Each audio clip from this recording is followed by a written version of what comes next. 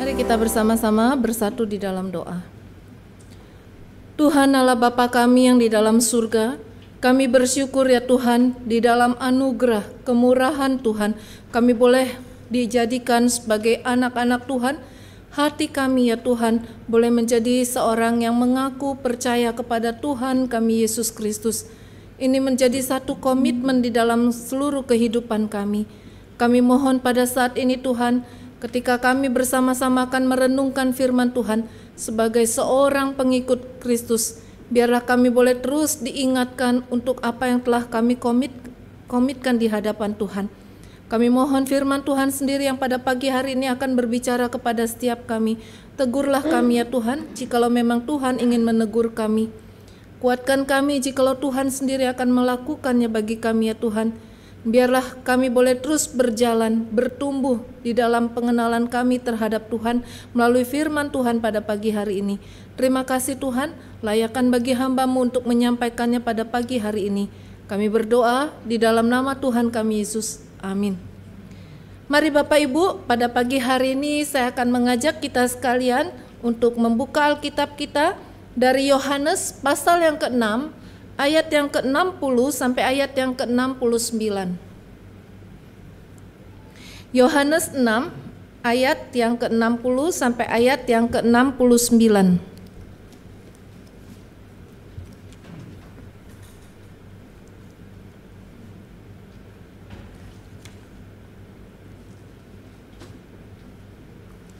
Saya mengajak kita sekalian untuk membaca secara silih berganti Yohanes 6 ayat 60 sampai ayat yang ke-69.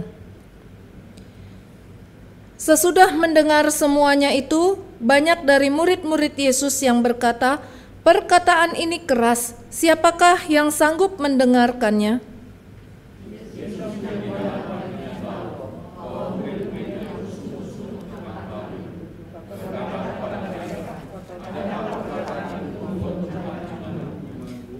Dan bagaimanakah jikalau kamu melihat Anak Manusia naik ke tempat di mana Ia sebelumnya berada?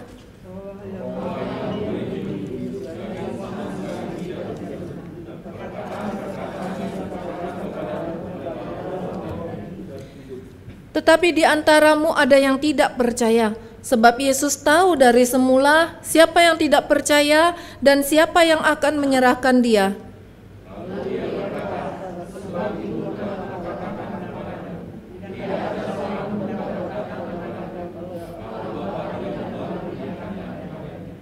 Mulai dari waktu itu banyak murid-muridnya mengundurkan diri dan tidak lagi mengikut Dia.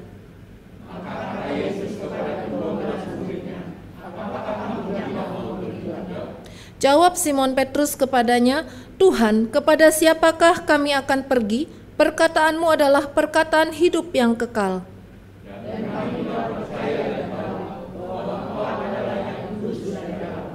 Ya, demikianlah pembacaan firman Tuhan kita. Saudara, tema kita hari ini adalah no turning back. Saudara, dalam kehidupan kita pasti kita pernah dan sering membuat keputusan. Ya, baik itu satu keputusan yang kecil ataupun keputusan yang besar. Bahkan tadi pagi pun kita sudah membuat suatu keputusan bahwa kita akan datang beribadah di tempat ini. Ya, ini satu keputusan yang bisa kita lakukan. Saudara, waktu kita memikirkan tentang keputusan yang pernah kita buat, mari kita coba mengingat keputusan apa yang kita anggap sebagai satu keputusan yang besar yang pernah kita lakukan di dalam hidup kita. Saudara, mungkin ya kita akan mengatakan, saya memutuskan keputusan yang terbesar dalam hidup saya adalah ketika saya mau menikah dengan pasangan saya saat ini. Betul? Ya, ini menjadi salah satu keputusan yang terbesar. Nah, saudara, waktu dulu kita mengambil keputusan ini, saudara, ingatkah kita waktu kita mengambil keputusan tersebut bahwa kita menyadari ada satu konsekuensi yang pasti juga akan kita dapat begitu ya dari keputusan kita tersebut. Ya, waktu kita memutuskan untuk menikah, kita tahu bahwa dalam perjalanan pernikahan itu tidak mungkin setiap hari kita akan selalu berada dalam suasana seperti bulan madu, ya, seperti honeymoon, ya. Dalam perjalanannya pasti akan ditemui masa-masa yang sulit dalam hubungan pernikahan, ada masa-masa yang menyenangkan, semua itu pasti akan terjadi. Nah, saudara, pada waktu dijumpai masa-masa yang sulit ya di dalam perjalanan pernikahan kita, apakah pada waktu itu kita bubar? Puji Tuhan ya, ibu-ibu, bapak-bapak di sini tidak melakukan hal tersebut ya. Ada masa-masa yang sulit tetapi terus dilakukan karena apa? Ada satu komitmen yang pernah kita nyatakan di waktu kita menyatakan keputusan, saya akan hidup bersama dengan kamu. Nah, saudara, di dalam hal ini bukan hanya keputusan, yaitu seperti keputusan waktu kita mau menikah. Ada juga satu keputusan terbesar yang pernah kita ambil pastinya sebagai anak-anak Tuhan, yaitu pada waktu kita memutuskan, saya memutuskan mau percaya kepada Yesus, saya memutuskan mau mengikut Yesus. Bapak Ibu sekalian, pada waktu kita mengambil keputusan tersebut, sadarkah kita bahwa di dalam keputusan tersebut ada konsekuensi, ada komitmen yang harus kita lakukan, ada harga yang harus kita bayar? Saudara, lagu yang tadi kita nyanyikan, I have decided. Pernahkah kita membaca atau kita mengetahui tentang apa yang menjadi latar belakang dari lagu tersebut? Saudara, waktu saya mengetahui membaca latar belakang lagu tersebut, satu hal yang luar biasa dan sangat mengagumkan sekali ya. Bagaimana lagu ini diangkat dari kata-kata terakhir seorang ya dari India ya. Saudara, pada waktu itu dari satu tempat yang bernama di desa Assam, suku Garo ya di India Timur sana. Saudara, pada waktu itu mereka itu masih hidup di dalam suasana manusia makan manusia, ya, kanibal seperti itu ya. Nah, kemudian dengan adanya misionaris-misionaris yang melakukan penginjilan ke sana, ya, berjalannya waktu, pada akhirnya ada keluarga ataupun ada orang yang dimenangkan bagi Kristus. Orang pertama yang dimenangkan bagi Kristus itu bernama Nokseng, ya, bersama dengan istri dan juga kedua orang anaknya. Nah, saudara, pada waktu Nokseng ini percaya kepada Kristus bersama dengan semua keluarganya, ternyata iman mereka itu boleh menjadi dampak bagi orang-orang yang di sekitarnya juga. Sehingga ada orang-orang lain yang pada akhirnya juga percaya kepada Kristus. Saudara, waktu kepala suku dari Garo mengetahui akan hal ini, tentu saja merasa tidak senang, ya. Dan pada akhirnya karena dia tahu keluarga dari Nokseng inilah yang orang pertama yang percaya kepada Kristus, maka dia panggil keluarga ini untuk dihakimi atau diadili pada waktu itu. Nah, kemudian saudara, ketika mereka sudah dihadapkan, kepala suku itu berkata kepada Nokseng, ya, dia marah, dia berkumpul bersama dengan warga, ya. Dia katakan kepada Nokseng supaya dia meninggalkan imannya. Kalau dia tidak meninggalkan imannya, maka bukan cuma dia, tapi istri dan anak-anaknya pun akan dibunuh. Ya, ini yang dikatakan terhadap mereka, ya. Dia mengangkat tombak, memberikan ancaman ya supaya Nokseng dan keluarganya ini tidak lagi percaya kepada Kristus. Saudara, apa yang dikatakan Nokseng? Di tengah-tengah ancaman ada tombak di tangan si kepala suku tersebut. Saudara, Nokseng mengatakan, I have decided to follow Jesus, no turning back. Itu yang dikatakan oleh Nokseng. Dan pada waktu setelah Nokseng mengatakan seperti itu, kepala suku memerintahkan kepada warga pada waktu itu untuk memenggal kepala istrinya. Akhirnya kepala istrinya dipenggal, istrinya mati. Saudara, kepala suku mengatakan dia beri kesempatan lagi. Ya, sekarang tombaknya ini diarahkan kepada kedua orang anaknya. Dia katakan, Nokseng, kalau kau mau ya tidak percaya lagi kepada yang namanya Kristus ya, maka mereka akan dilepaskan. Ya, tetapi saudara, apa yang dikatakan oleh Nokseng? Pada waktu itu setelah melihat di hadapan matanya istrinya dipenggal kepalanya, saudara, pada waktu itu Nok-seng mengatakan, "The cross before me, the world behind me." Ini yang dikatakan oleh Nok-seng. Dan setelah dia mengatakan kalimat ini, maka tombak si kepala suku itu pun membunuh kedua orang anaknya. Kira-kira saudara, kalau kita jadi orang tua, saudara, hati kita bagaimana, saudara? Mungkin kita bisa melepaskan ya keluarga, pasangan kita, tapi setelah itu bagaimana kalau kita melihat anak kita harus dibunuh seperti itu? Saudara, sampai di situ kembali si kepala suku pun mengatakan ya dengan marah, Nok-seng dikasih kesempatan terakhir kalau dia mau menyangkali imannya tersebut ya. Dia sambil berteriak, dia katakan, "Aku memberikan kamu satu kesempatan lagi. Kalau kamu mau berbalik dari imanmu, maka kamu akan hidup." Bukankah semuanya sudah mati begitu ya, tinggal Nok-seng sendiri. Tapi saudara, dengan mantap Nok-seng mengucapkan kalimat, "Though none joins me, still I will follow, no turning back." Dia katakan demikian ya, dan setelah itu kepala suku itu pun membunuh Nok-seng. Saudara, dengan kalimat-kalimat yang tadi kita nyanyikan ya, kita mungkin merasakan pada waktu menyanyikan lagu itu biasa-biasa aja gitu ya, karena kita tidak mengalami hal-hal yang seperti dialami Nok-seng ini.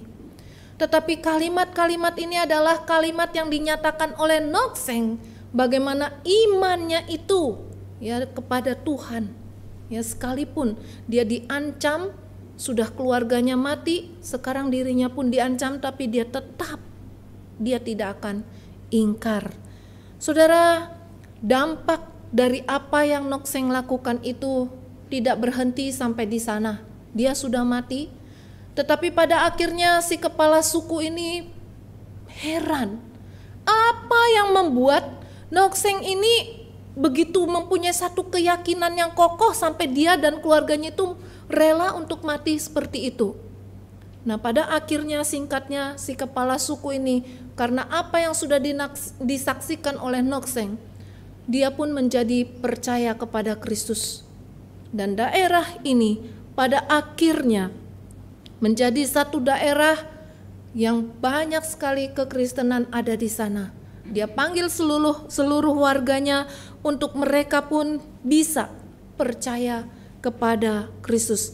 Nah, saudara, kata-kata Nok-seng ya yang tadi dia ucapkan setelah satu istrinya dibunuh, anak-anaknya dibunuh, sebelum dia sendiri dibunuh, pada akhirnya seorang misionaris India yang bernama Sadhu Sundar Singh mengubah ya lagu tersebut ya menjadi lagu yang kita kenal sekarang, yang dinyanyikan dari waktu kita mungkin kecil, bahkan dari kakek nenek kita kalau mereka sudah percaya Tuhan, mereka pun tahu lagu ini. Sampai pada hari ini anak-anak kecil pun, anak-anak sekolah minggu pun menyanyikannya. Seorang komposer William Jensen Reynolds pada tahun 1959 kemudian mengaransemen lagu ini, yang menjadi satu lagu yang kita kenal sekarang.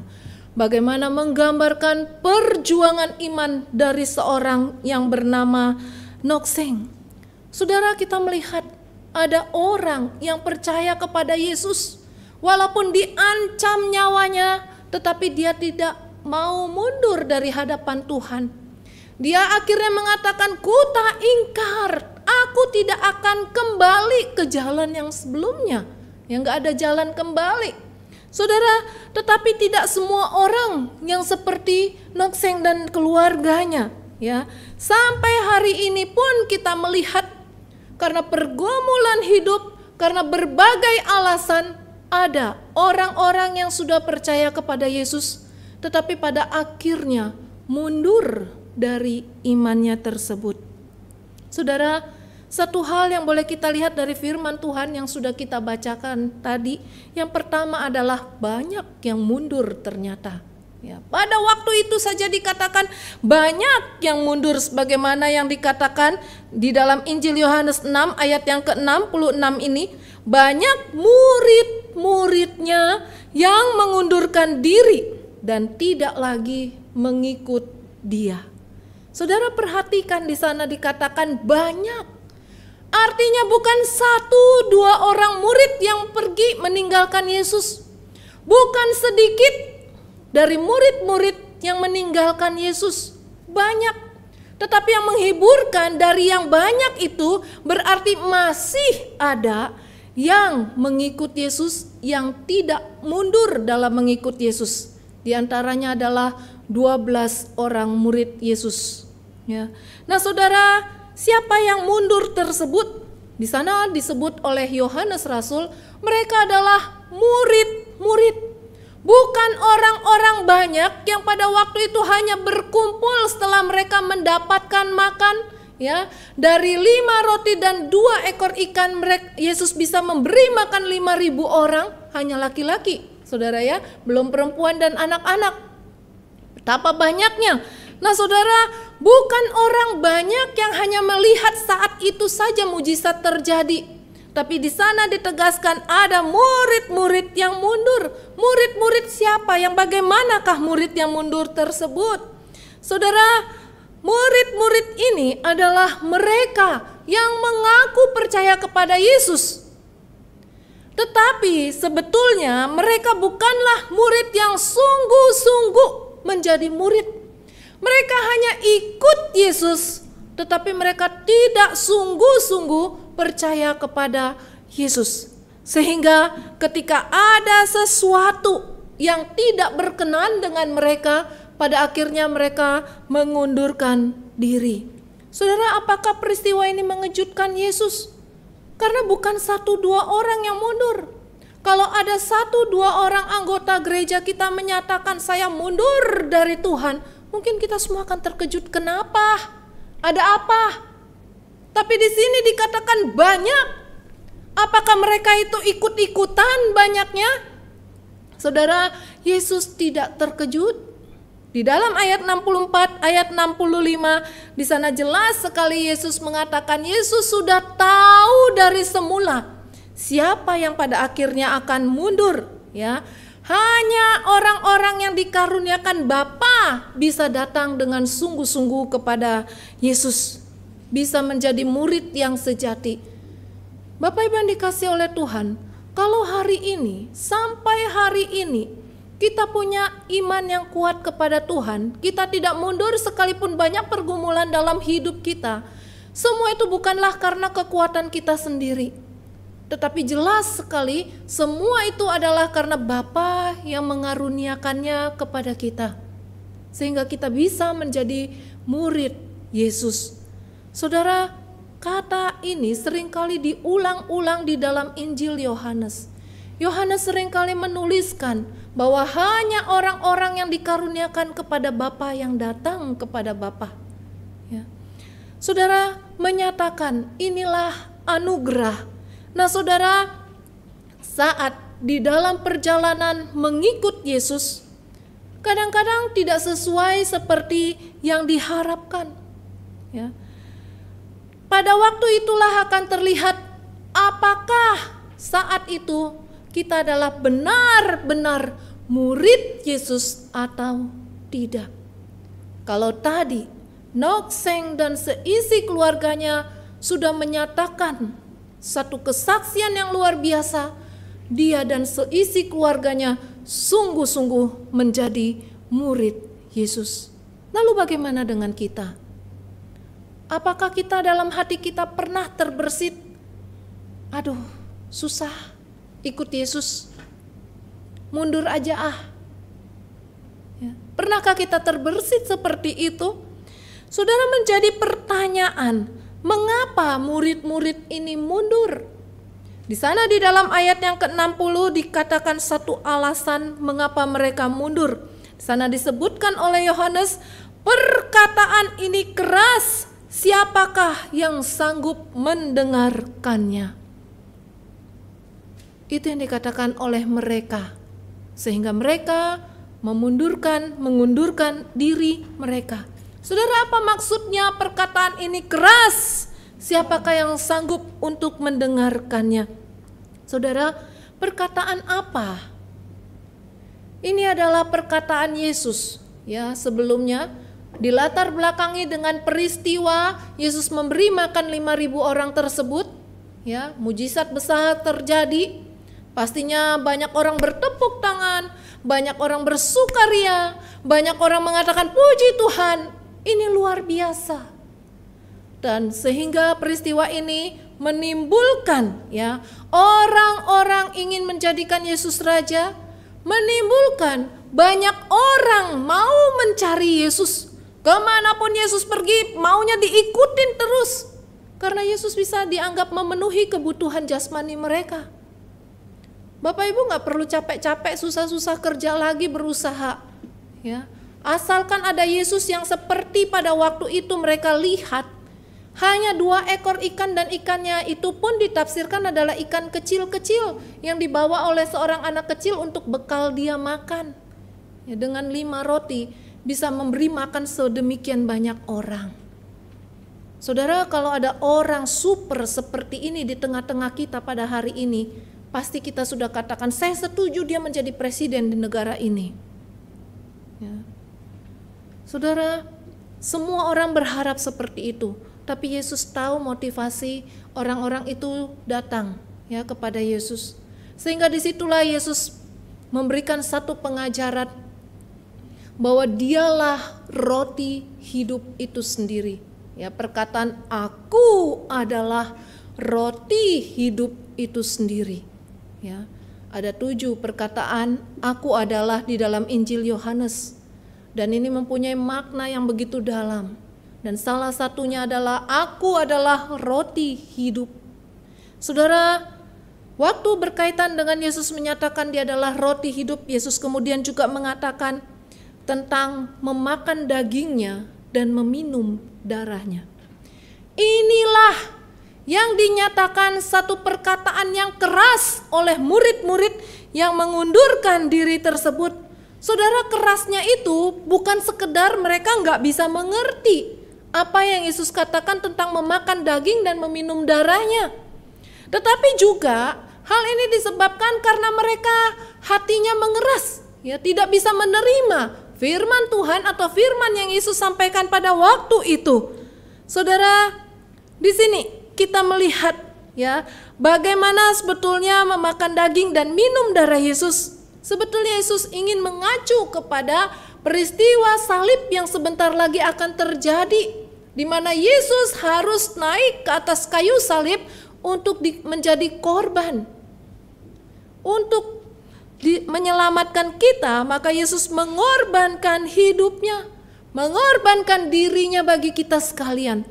Sehingga disinilah kita melihat Yesuslah sumber kehidupan. Dan hal ini mengandung satu makna tentang makan daging dan minum dari Yesus ini adalah tentang percaya dan menerima pengorbanan Yesus itu sendiri. Tetapi satu hal, saudara, di sini kita melihat ini tidak bisa diterima oleh mereka yang mengundurkan diri. Dianggap begitu sulit untuk bisa mereka terima. Saudara, tujuan atau motivasi untuk ikut Yesus akan menentukan kita.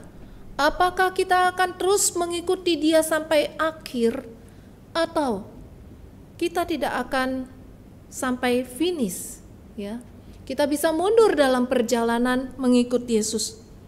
Saudara yang kasih oleh Tuhan, apa sih yang sebenarnya menjadi penyebab kalau kita renungkan sehingga kita mundur dari hal mengikut Yesus? Saudara, kecewa. Ini menjadi satu alasan yang banyak sekali dikemukakan oleh anak-anak Tuhan yang pada akhirnya meninggalkan imannya. Kecewa terhadap apa?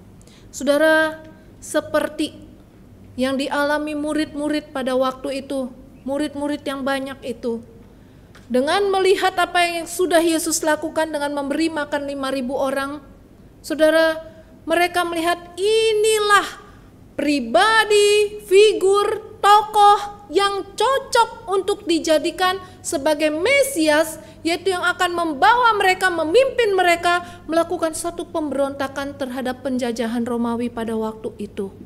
Sehingga mereka berniat menjadikan Yesus sebagai raja. Saudara, tapi Yesus menolak. Yesus tidak mau menjadi raja dunia. Ya, Yesus bukan raja seperti itu, ya. Saudara, harapan waktu mereka mau ikuti Yesus ternyata tidak sesuai dengan kenyataannya. Dan ini menyebabkan mereka menjadi kecewa. Hari ini kita mendengar seringkali digembar-gemborkan, ikut Yesus itu enak, ikut Yesus itu indah. Kita nggak tahu enak dan indahnya seperti apa. Dan pada akhirnya ketika terjadi hal-hal yang tidak menyenangkan, membuat kita kecewa. Bahkan tidak sedikit hamba Tuhan pun mengalami kekecewaan yang pada akhirnya mundur. Bukan mundur hanya sebagai hamba Tuhan, tapi menyangkal imannya. Sangat menyedihkan sekali. Saudara, manusia, ya, pada waktu perjalanan mengikut Yesus bisa saja disakiti. Ya, waktu kita bersama-sama bergereja, kita bersekutu, kadang tanpa disadari, tanpa sengaja, satu sama lain bisa menyakiti. Kecewa. Sudah kecewa, ya, kecewanya sama manusia. Biasanya kalau kecewa itu, kecewa sama manusia tetap mau datang ke gereja? Pada umumnya tidak. Ya. Lama-lama tidak mau datang, lama-lama tidak percaya kepada Tuhan. Ya. Saudara tidak mau datang ke gereja, mengatakan, aduh, ibadah di rumah juga sama aja. Yang penting saya tetap ibadah, saya tetap menyembah Tuhan, saya ikut bernyanyi, saya ikut mendengarkan firman Tuhan. Bahkan sekarang, ya, 2-3 tahun terakhir ini bukankah lebih nyaman bagi kita? Karena sekarang ibadahnya ada di YouTube. Kalau dulu langka begitu ya, kita harus cari-cari, mungkin ada siaran televisi yang menyiarkan ibadah, kita hanya dengerin seperti itu. Tapi kalau sekarang banyak ibadah yang dari awal sampai akhir kita bisa ikuti ibadah melalui YouTube. Apa bedanya ibadah di rumah dengan di gereja? Lebih baik di rumah, karena kalau di rumah hati saya merasa lebih damai. Saya nggak ketemu sama orang-orang yang nyebelin, ya, yang nyakitin. Saudara, satu hal yang boleh kita lihat, waktu kita beribadah di rumah, apakah kita melakukan satu unsur yang harus ada di dalam bergereja? Salah satunya adalah koinonia, bersekutu satu dengan yang lain. Ini yang tidak bisa kita dapatkan ketika kita melakukan ibadah di rumah. Bapak Ibu yang dikasihi oleh Tuhan, banyak orang yang mengambil langkah ini setelah mengalami kekecewaan. Akhirnya ketika melakukan ibadah di rumah terjadi sepertinya dingin. Ya, saudara pasti sudah merasakan bagaimana waktu kita pandemi, kita ibadah di rumah, ada perasaan pingin ibadah di gereja sama-sama. Karena ada satu perasaan yang tidak bisa kita dapatkan ketika kita ibadah di rumah. Ya, sekalipun kita ikuti seluruh rangkaian ibadah dari awal sampai akhir, tetap beda. Akhirnya dingin, ya. Nah, saudara, ketika seperti ini lama-lama, sudahlah ibadahnya nanti saja. Dan lama-lama gampang nanti kalau sempat setel YouTube-nya. Akhirnya nggak sempet. Dan akhirnya iman itu tidak lagi bertumbuh. Dan pada akhirnya kita pun tidak lagi ada di dalam Tuhan. Saudara, kekecewaan bisa menyebabkan orang pada akhirnya mundur, tidak lagi ikut Yesus. Yang kedua, apa yang menyebabkan orang tidak lagi ikut Yesus? Motivasi. Datang ke gereja, ya, datang beribadah seperti murid-murid ini, datang kepada Yesus karena cari roti. Ya, di dalam pasal 6 ayat 26 di sana jelas sekali Yesus mengatakan, kamu cari roti, bukan mau melihat tanda-tanda, ya, bukan mau melihat melalui tanda-tanda itu, ya. Yohanes memakai kata tanda itu untuk menunjukkan aku itu adalah Mesias. Ini arti tanda di dalam Injil Yohanes. Ya, seringkali kalau kita baca tanda-tanda, ya mujizat itu disebut sebagai tanda. Karena mujizat itu untuk menunjukkan ini loh Mesias. Ya, itu maksud Yohanes menulis dengan kata tanda. Bukan mau melihat siapa itu Mesias itu sendiri, tapi karena mau cari roti, cari berkat jasmani, mau cari makanan. Ya, saudara, mengerikan ya kalau setiap kali kita ke gereja ada makanan, ini juga harus diwaspadai. Jangan sampai tujuan kita ke gereja adalah cari makanan. Di gereja makanannya enak-enak, beda sama di rumah. Dan pada akhirnya kalau sudah beberapa minggu gak ada makanan, males udah gak ada lagi makanan. Waspada. Ya.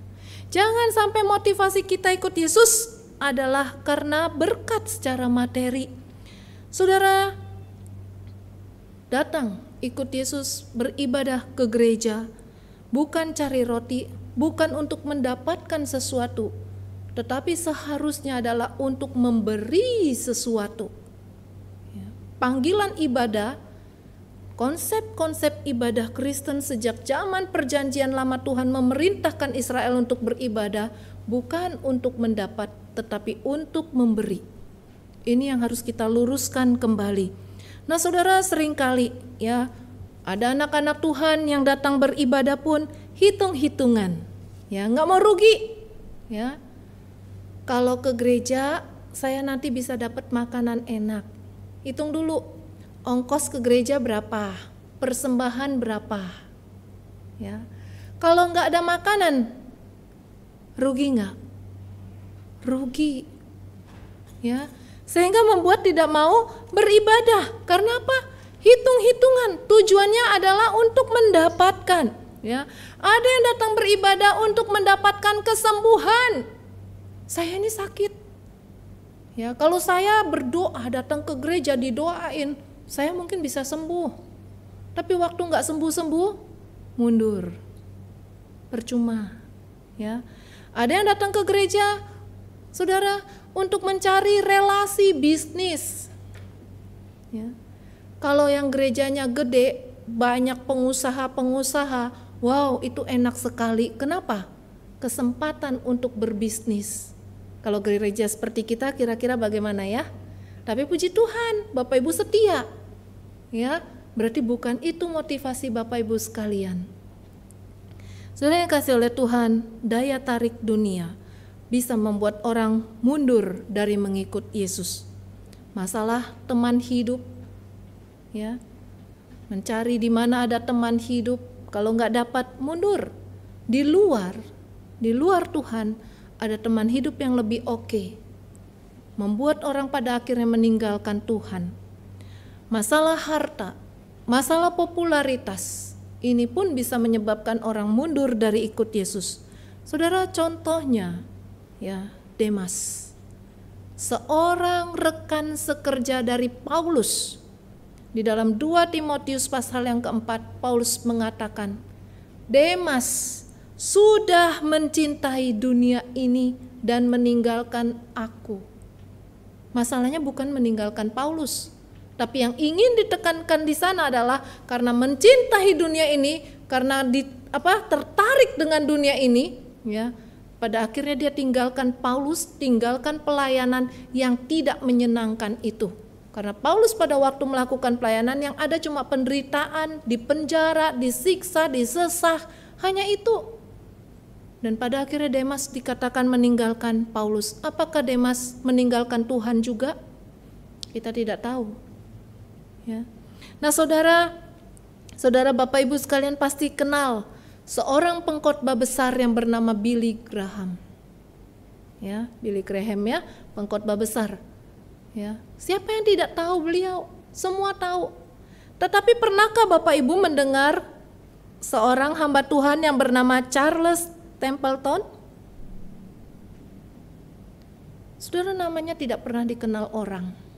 Ya, tetapi Charles Templeton ini sebenarnya pada waktu pendeta Billy Graham ini awal melakukan pelayanan, mereka tuh bersama-sama melakukan pelayanan.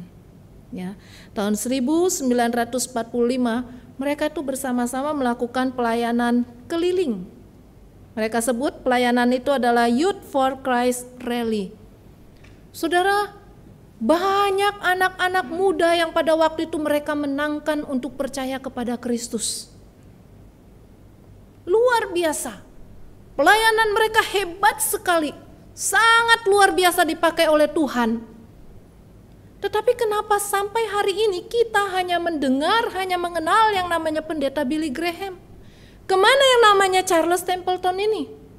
Apa yang terjadi?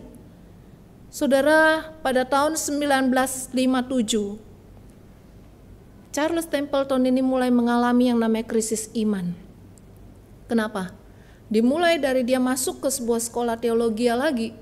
Dan ternyata sekolah teologi itu adalah mempunyai ajaran teologi liberal, dan itu mempengaruhi imannya pada waktu itu, ya, dimana di sekolah itu diajarkan bahwa rasio itu di atas segalanya, sehingga pada akhirnya Charles Templeton ini menjadi seorang yang ateis, mundur. Seorang yang tadinya bersama-sama dengan Billy Graham dipakai secara luar biasa, ya, tapi pada akhirnya dia mundur. Tahun 1959, ya, bukunya yang ditulis oleh Charles Templeton ini yaitu Farewell to God. Di situ dia tuliskan dia meninggalkan Allah. Saudara, di dalam usianya ketika dia diwawancara oleh seorang wartawan yang ternama, Lee Strobel, maka pada waktu itu ketika ditanya tentang imannya kepada Kristus, Strobel menuliskan di bukunya yang diberi judul The Case for Faith, Templeton, ya, ketika ditanyakan tentang imannya, dia hanya diam dan dia menangis. Tapi sayang, dia tidak pernah kembali kepada Yesus sampai dia mati. Lihat saudara, orang yang begitu luar biasa dipakai oleh Tuhan di dalam pekerjaan Tuhan, seorang pengkhotbah besar yang sama-sama dengan pendeta Billy Graham, pada akhirnya mati sebagai seorang yang ateis, mundur dari imannya kepada Tuhan karena dunia ini. Saudara, semoga kita tidak mengalami hal yang demikian. Semoga kita berdoa pada Tuhan sampai pada akhir hidup kita, kita tetap menjadi seorang yang tidak akan mundur dari mengikut Yesus sampai kapanpun juga. Saya bersyukur ya, kakek saya dari mama ya, memang percaya kepada Yesusnya pun sudah bukan muda ya, tetapi waktu dia mau meninggal, dia pesan kepada mama saya satu hal, jangan pernah tinggalkan Tuhan Yesus. Itu yang dia pesan. Mereka padahal dari keluarga Buddha begitu ya, dia pesan seperti itu. Saudara, semoga iman kita ini tetap sampai pada akhir, termasuk untuk anak cucu kita pun sampai pada akhir, apapun yang terjadi. Kita melihat ya, bahwa tidak semua mundur, ada yang tidak mundur, no turning back, yaitu 12 murid yang kita bisa perhatikan dari ayat 67 di sana. Saudara, diwakili oleh Simon Petrus. Ketika Yesus bertanya, saya bayangkan ya, bagaimana waktu Yesus bertanya kepada mereka, ditinggalkan oleh banyak orang, pergi banyak orang, yang tadinya begitu dielu-elukan, tapi banyak yang pergi. Kalian gak pergi juga? Bahasa sehari-harinya seperti itu ya. Setelah semua banyak yang pergi, kalian gak pergi juga? Saudara, diwakili oleh Simon Petrus, Petrus mengatakan kata-kata yang luar biasa ini. Yang pertama yang kita lihat adalah mereka tidak terpengaruh terhadap situasi, kondisi yang sedang mereka alami, mereka lihat seperti itu. Kalau banyak orang yang keluar, banyak orang yang pergi, biasanya akan ada yang ikut-ikutan untuk ikut ambil langkah keluar pergi juga. Ya, biasanya yang mayoritas menang begitu ya. Tapi di sini 12 murid ini mereka tidak ikut-ikutan. Mereka tetap di dalam imannya untuk ikut Yesus, guru mereka pada waktu itu. Saudara, yang kedua, Petrus mengatakan perkataan Yesus adalah perkataan hidup yang kekal. Beda ya, kalau murid-murid yang mengundurkan diri tadi kita lihat, mereka bilang apa? Perkataan ini keras. Ya, siapakah yang sanggup mendengarkannya? Ternyata ada 12 murid ini yang mereka bisa paham, mereka bisa kenali. Perkataan ini adalah perkataan hidup yang kekal. Ya, luar biasa sekali saudara. Hatinya dilembutkan terhadap firman Tuhan, terhadap perkataan Yesus, sehingga mudah untuk menerimanya. Bapak Ibu yang dikasih oleh Tuhan, waktu saya merenungkan bagian ini begitu ya, perlu sekali bahwa anak-anak sejak kecil kita didik mereka di dalam firman Tuhan, bahkan dari waktu mereka berada di dalam kandungan. Jangan berpikir anak yang di dalam kandungan tidak tahu. Jangan mengira anak yang masih baby yang belum bisa ngomong sepatah kata pun mereka tidak bisa mengerti waktu mereka diberitakan firman Tuhan. Saudara perhatikan, anak-anak yang dari kecil itu sudah mendengar firman Tuhan, berbeda dengan anak-anak yang tidak pernah mendengar firman Tuhan. Saudara, ketika anak-anak yang masih kecil ini terus dibekali firman Tuhan, suatu hari pada waktu mereka besar, percayalah dalam pertolongan Tuhan, mereka akan menjadi anak yang takut akan Tuhan.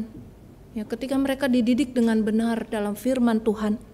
Tetapi kalau kita tidak mau peduli akan hal ini, saudara, waktu mereka masih kecil, yang mereka dengarkan itu omongan kita. Ya. Waktu mereka sudah mulai sekolah, tidak selalu omongan kita yang mereka dengar. Siapa saudara? Guru, ya.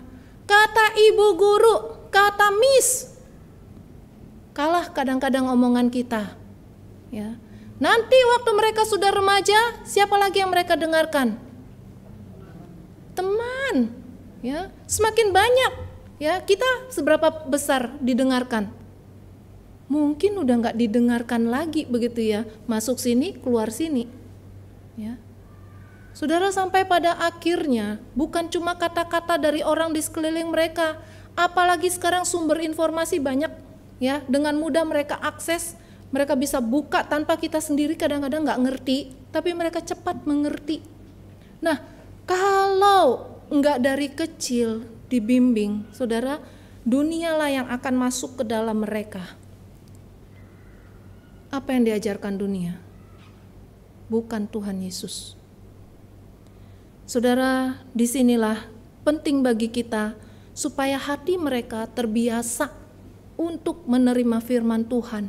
Sehingga waktu mereka mendengarkan firman Tuhan, hatinya itu bisa lembut untuk menerima firman Tuhan. Saudara, selanjutnya yang kita lihat di sini, jelas sekali dari perkataan Simon Petrus yang mewakili 12 murid ini, bagi mereka percaya kepada Yesus bukan hanya sekedar pemberi roti, ya, bukan cuma untuk kenyang, tetapi dikatakan engkau adalah yang kudus dari Allah. Mereka bisa mengenal Yesus dengan benar.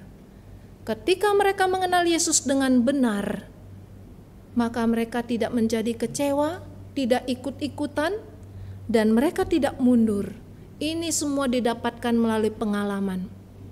Bapak Ibu yang dikasihi oleh Tuhan, apakah kita mau menjadi pengikut Kristus yang setia, yang tidak akan mundur sepanjang hidup kita?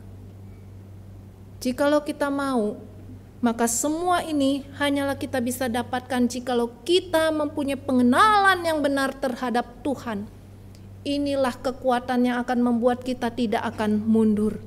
Melalui pengalaman hidup kita, melalui hubungan kita secara pribadi dengan Tuhan, persekutuan kita dengan Tuhan, itulah yang membuat kita bisa mengenal Tuhan dan pada akhirnya kita tidak akan mundur. No turning back.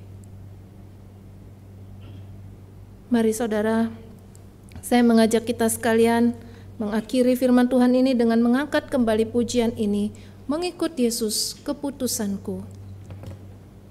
Sambil kita mempersiapkan hati kita dengan doa.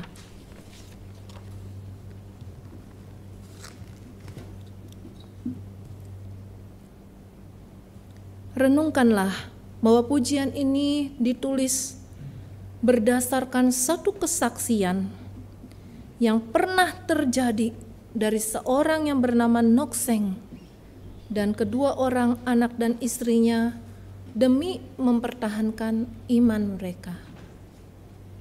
Kalau pada waktu itu kita ada di situ, ya, hadir di dalam peristiwa Nokseng dan keluarga, apa yang akan kita lakukan? Bagaimana dengan kita? Saudara, I have decided to follow Jesus. Ya, no turning back. Mari kita angkat pujian ini bersama-sama.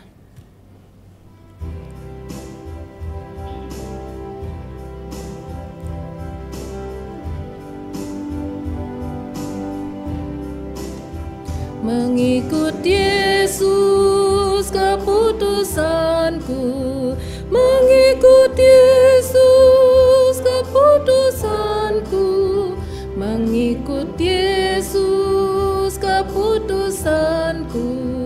Ku tak ingkar, tetapi ku walau sendiri, ku tetapi ikut walau sendiri, ku tetap ikut walau sendiri, ku tak ingkar. Yang ketiga, salib mari kita bangun berdiri semua. Salib di depan dunia ku tinggal, salib di depan dunia ku tinggal, ku tak ingkar, ku tak ingkar.